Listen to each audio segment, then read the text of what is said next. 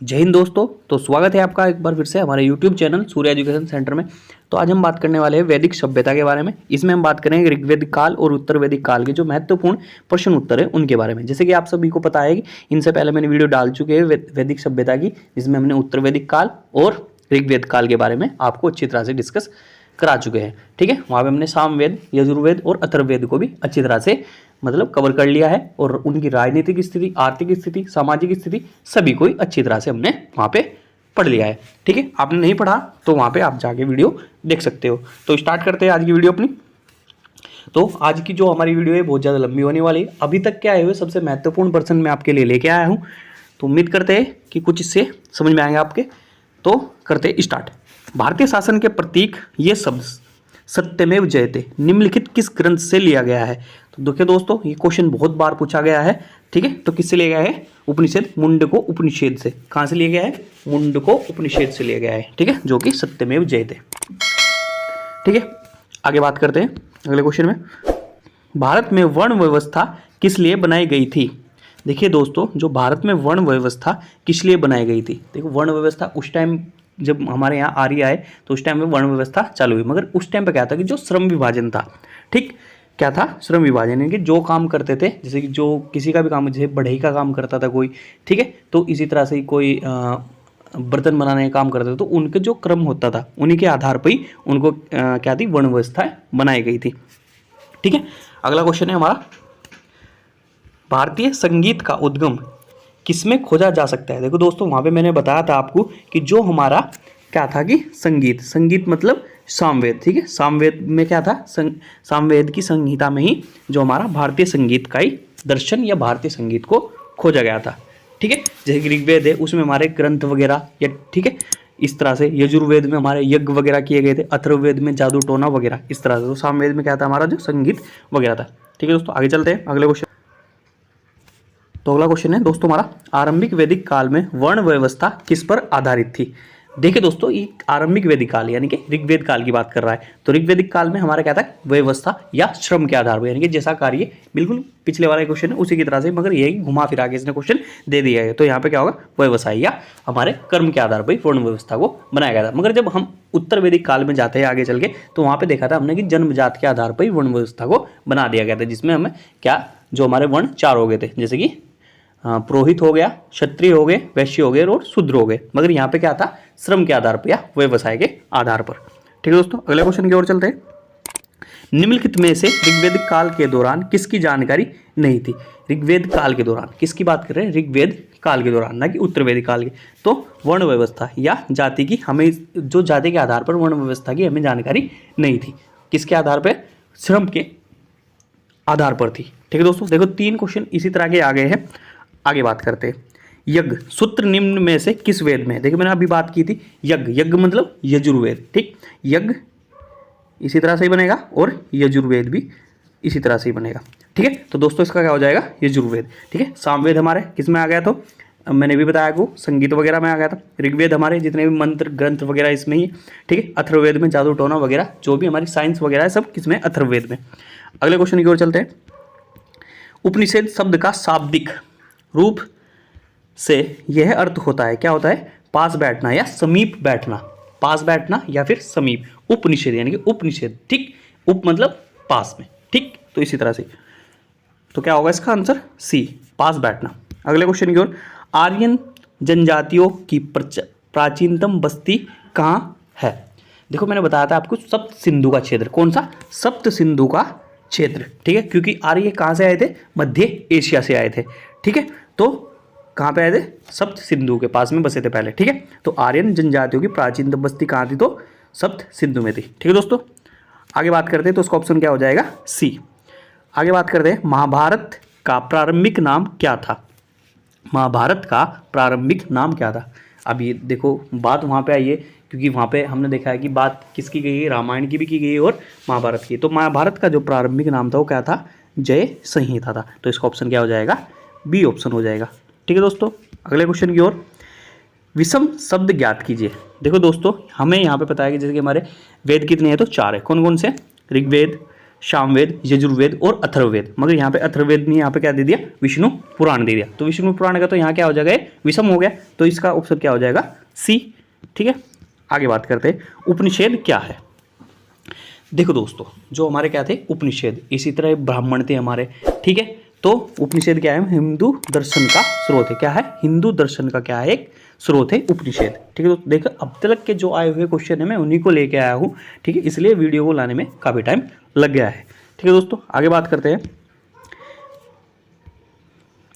निम्नलिखित में, ये निम्नलिखित है, इसको सही कर लें। निम्नलिखित में से किस वेद में जादू, चमत्कार तथा मंत्र दिए गए हैं। ठीक है, निम्नलिखित में से किस वेद में जादू, चमत्कार या मंत्र दिए गए। देखो अभी बात की मैंने यहाँ पे आगे, मतलब अभी जब बात कर रहा था आपसे, तो कौन से में दिया गया, तो अथर्ववेद में। ठीक है, ऋग्वेद में जैसे मैंने बताया कि सब वेद पुराण वगैरह किस में है, तो ऋग्वेद में है। सामवेद में हमारे क्या है, तो जो संगीत वगैरह है। यजुर्वेद में हमारे यज्ञ वगैरह की क्रियाएं, कर्मकांड वगैरह की सब यजुर्वेद में है। ठीक है, अथर्ववेद में जादू टोना साइंस वगैरह हमारे जिसमें है, तो किसमें होगा, अथर्ववेद में। तो इसका ऑप्शन क्या हो जाएगा, अथर्ववेद। ठीक है दोस्तों, अगला क्वेश्चन, ऋग्वेद में सबसे प्रमुख देवता कौन है। देखो ऋग्वेद में सबसे प्रमुख देवता कौन है, तो वो कौन है, इंद्र है। तो इसका ऑप्शन क्या हो जाएगा, ए हो जाएगा। आगे बात करते हैं, वैदिक काल में 8 प्रकार के विवाह प्रचलित थे। देखो दोस्तों, वैदिक काल में 8 प्रकार के विवाह प्रचलित थे। इनमें से प्रेम विवाह, मतलब प्रेम विवाह कौन सा था। देखो दोस्तों, मैंने बात की थी, ये उत्तर वैदिक काल की बात हो रही है। ठीक है, तो यहाँ पे हम जैसे ब्रह्म विवाह, गंधर्व विवाह, देव विवाह, आर्य विवाह। तो जो हमारा प्रेम विवाह होता था वो कौन सा होता था, तो गंधर्व विवाह होता था। ठीक है दोस्तों, आगे बात करते हैं। निम्नलिखित में से कौन सा वेद वेद त्रयी का भाग नहीं है। कौन नहीं है, वेद त्रयी का भाग नहीं है। तो यहाँ पे ऋग्वेद भी है, सामवेद भी है, यजुर्वेद भी है, मगर कौन नहीं है, तो अथर्ववेद नहीं है। मैंने, आपने अगर वहाँ से ढंग से पढ़ा होगा, अच्छी तरह से पढ़ा होगा, ठीक, तो आपने वहाँ पे देखा होगा कि वेद त्रयी, तो उसमें कौन कौन से आते थे, यानी कि इन 3 जो स्टार्टिंग के ऋग्वेद, सामवेद, यजुर्वेद, ये वेद त्रयी के नाम से भी जाने जाते हैं। मगर अथर्ववेद जो है वो वेद त्रयी में नहीं आता है। ठीक है दोस्तों, अगला क्वेश्चन की ओर चलते हैं। ऋग्वेद का कौन सा मंडल पूर्णतः सोम को प्राप्त है। जो कौन सा मंडल पूर्णतः सोम को प्राप्त है, तो 9वां मंडल। कौन सा मंडल, 9वां मंडल पूर्णतः किसको प्राप्त है, तो सोम को प्राप्त है। दोस्तों आप नोट भी कर सकते हो, साथ के साथ बाकी इनका स्क्रीनशॉट भी ले सकते हो। और आपको अगर इनकी PDF चाहिए होगी तो आप मेरे को कमेंट बॉक्स में बता सकते हो, हम आपको प्रोवाइड करा देंगे। आगे चलते हैं। निम्नलिखित में से कौन सा वेद प्राचीनतम है। निम्नलिखित में से कौन सा वेद प्राचीनतम है, जो सबसे प्राचीन वेद था। तो जैसे कि हम बात करते हैं, वैदिक काल को भी हम 2 खंडों में पढ़ते हैं, ऋग्वेद काल और उत्तर वैदिक काल। तो सबसे पुराना भी कौन सा होगा, ऋग्वेद ही होगा। ठीक है, तो इसका ऑप्शन हो जाएगा बी। आगे बात करते हैं। भारत में वैदिक सभ्यता नदी के किनारे विकसित हुई थी। ठीक है, जो वैदिक सभ्यता में जो सबसे जो माने गई नदी थी, या जो सबसे पवित्र नदी थी, वो कौन सी थी, तो सरस्वती नदी थी। ठीक है दोस्तों, तो इसका क्या हो जाएगा, ऑप्शन बी, सरस्वती नदी। ठीक है, आगे बढ़ते हैं। वेदांगों के संदर्भ में निम्नलिखित शब्दों में से कौन सा शब्द अनुष्ठान को दर्शाता है। किसका, अनुष्ठान को दर्शाता है, तो कौन सा होगा, वो कल्प। तो इसका ऑप्शन क्या हो जाएगा, बी हो जाएगा। ठीक है दोस्तों, आगे बात करते हैं। निम्नलिखित में से किस नदी को वैदिक काल में पुरुषणी के नाम से जाना जाता है। बहुत मोस्ट इंपॉर्टेंट क्वेश्चन है, बहुत बार पूछा गया है। वैदिक काल में पुरुषणी के नाम से जाना जाता है। देखो दोस्तों, आपने अगर वीडियो अच्छी तरह से देखी होगी तो वहाँ पे मैंने सभी नदियों का, वहाँ पे जिसका भी जिक्र हुआ है, तो उसको बिल्कुल मैंने अच्छी तरह से व्यवस्थित करके वहाँ पे आपको बताया था। ठीक है, तो कौन सी नदी होगी, रावी नदी होगी। इसी तरह से सतलज नदी का नाम वहाँ पे खोल रखा है मैंने, व्यास नदी का भी, चेनाब नदी का भी। ठीक है दोस्तों, तो इसका ऑप्शन हो जाएगा ए, रावी नदी। आगे बात करते हैं। ऋग्वेद को पुस्तकों या मंडलों में विभाजित किया गया है, तो कितने, 10 में। कितने मंडलों में, कितने मंडलों में या कितने पुस्तकों में, तो 10 मंडल में। ठीक है, इसका ऑप्शन हो जाएगा बी। आगे बात करते हैं। वैदिक रचनाओं के मुख्य संग्रह को क्या कहा जाता है। जो वैदिक रचनाओं के मुख्य संग्रह को क्या कहा जाता है, तो संहिता कहा जाता है। क्या कहा जाता है, संहिता कहा जाता है। तो उसका ऑप्शन क्या हो जाएगा, सी। आगे बात करते हैं। पूर्व वैदिक या ऋग्वैदिक संस्कृति का काल किसे माना जाता है। पूर्व वैदिक या ऋग्वैदिक संस्कृति का काल किसे माना, पूर्व वैदिक मतलब ऋग्वेद काल। तो ऋग्वेद काल मैंने बताया था आपको कि 2 खंडों में मैंने बताया था आपको कि जो हमारा वैदिक काल है वो कितना होगा, 1500 ईसा पूर्व से 600 ईसा पूर्व, वैदिक काल की बात कर रहा। मगर मैंने बताया था कि वहाँ पे ऋग्वेद काल, तो ऋग्वेद काल कितना था 1500 से 1000, और जो हमारा दूसरा था जो उत्तर वैदिक काल है तो वो 1000 से 600 ईसा पूर्व बताया था। ठीक है दोस्तों, तो यहाँ पे क्या ऑप्शन हो जाएगा इसका, ए ऑप्शन हो जाएगा, 1500 ईसा पूर्व से 1000 ईसा पूर्व। ठीक है दोस्तों, बहुत ज़्यादा इंपॉर्टेंट क्वेश्चन है, अब तक पता नहीं कितनी बार पूछा गया है। ठीक है, तो आपको याद रखना है। ठीक है, प्रॉपर आगे बात करते हैं। अब अगला क्वेश्चन जैसे कि उत्तर वैदिक संस्कृति का काल किसे माना जाता है। मैंने बताया था कि वैदिक काल को हम 2 खंडों में पढ़ते हैं, ऋग्वेद काल और उत्तर वैदिक काल। तो यहाँ पे कितना हो जाएगा 1000 ईसा पूर्व से 600 ईसा पूर्व। ठीक है, तो इसका ऑप्शन हो जाएगा बी। आगे बात करते हैं। आर्य शब्द का शाब्दिक अर्थ है, जो आर्य शब्द का शाब्दिक अर्थ है, तो आर्य का मतलब श्रेष्ठ, ठीक, या कुलीन। ठीक है दोस्तों, तो इसका ऑप्शन हो जाएगा क्या, बी। आगे बात करते हैं। प्रारंभिक आर्यों के बारे में निम्न कथनों में से कौन सा सही नहीं है। ठीक, प्रारंभिक आर्य यानी कि जब ऋग्वेद काल की बात हो रही है, ठीक है, वैदिक काल की तो बात हो रही है, मगर ऋग्वेद प्रारंभिक की बात आएगा या पूर्व वैदिक की बात आएगा। ठीक है, पूर्व वैदिक काल की बात आएगी या फिर प्रारंभिक आर्यों की बात आएगी, के बारे में निम्न कथनों में से कौन सा सही नहीं है। वे संस्कृत बोलते थे, हमें पता है कि सबसे जो भारत की हमारी सबसे प्राचीनतम भाषा है तो कौन सी, वो संस्कृत है, जो कि आर्यों की देन है, तो ये तो सही होगा।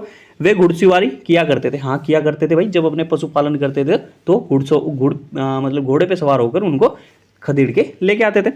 वे कई झुंडों में भारत पहुंचे थे, बिल्कुल पहुंचे थे। ठीक है, वे मुख्यतः नगरों में निवास करते थे। देखो दोस्तों, यहाँ पे क्या होगा, इसका ऑप्शन डी सही होगा। वे मुख्यतः नगरों में निवास करते थे। जब उत्तर वैदिक काल में चले गए थे तब वो किस में निवास करते थे, नगरों में निवास करते थे। मगर जब प्रारंभिक आर्य यहाँ पे आए थे तो किस में रहते थे, कबीलों में रहते थे।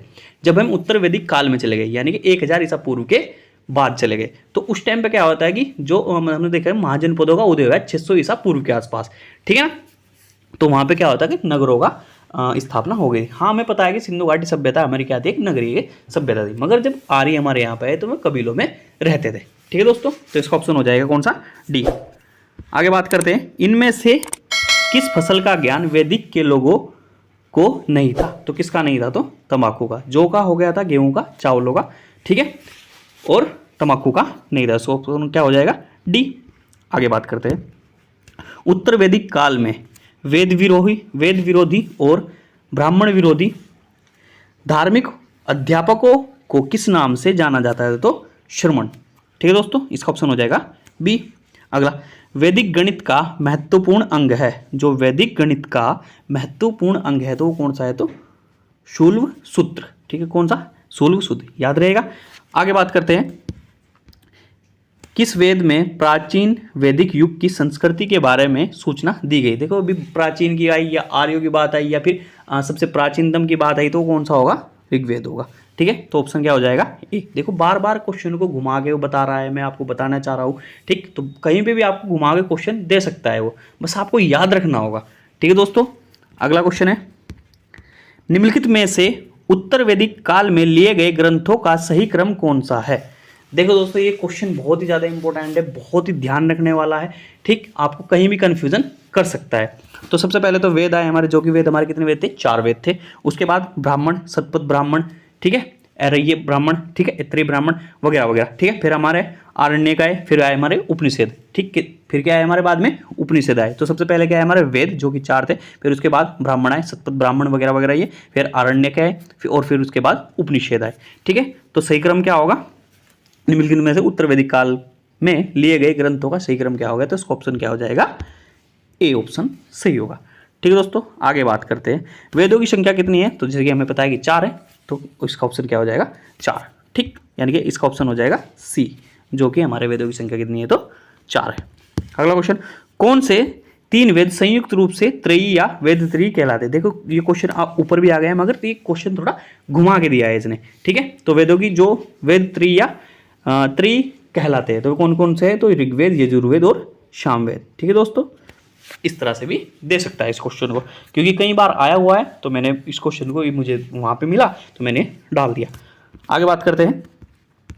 भारत के राज्य चिन्ह में प्रयुक्त होने वाले शब्द सत्यमेव जयते किस उपनिषेध से मिला है। देखो वहां पे उपनिषेध नहीं दिया था, बस वो बोला था कि शासन में, शासन के प्रतीक चिन्ह में सत्यमेव जयते लिखा गया है। ठीक है, तो वो कहाँ से लिया गया है, वो उपनिषेध मुंडका उपनिषेध से लिया गया है। ठीक है, तो यहाँ पे देखो क्वेश्चन घुमा के पूछ लिया होता ना कि भारत के राज्य चिन्ह में प्रयुक्त होने वाले सत्यमेव जयते किस उपनिषेध से लिए गए, तो मुंडक उपनिषेध से लिए गए। देखो बहुत ही ज़्यादा इंपॉर्टेंट क्वेश्चन है, बहुत बार पूछा गया है, आपको याद रखना होगा। आने वाली परीक्षाएं है जो, ठीक है, उनकी बिल्कुल तैयारी करके याद रखना हो। ठीक है, और डर कर नहीं डट कर सामना करना है।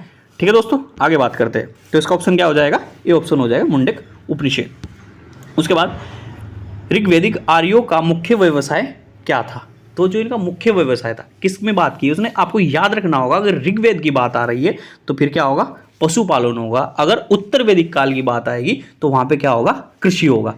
क्या होगा, अगर ऋग्वेद की बात आई तो वहां पे क्या होगा, पशुपालन। अगर उत्तर वैदिक काल की बात आई, उत्तर वैदिक काल की बात आई तो क्या होगा, कृषि होगा। क्योंकि वहां पे क्या होता है कि नगरों का उत्थान होने लगा था। जो मतलब जो कबीले थे वो टूटकर किसमें, नगरों में या फिर जनपद में निर्धारित होने लगे थे। क्योंकि हमें पता है कि जब हम 600 ईसा पूर्व के पास पहुंच जाते हैं, जब महाजनपद काल के आसपास पहुंच जाते हैं, तो वहां पे क्या होता है, महाजनपदों का उदय होने लगता है।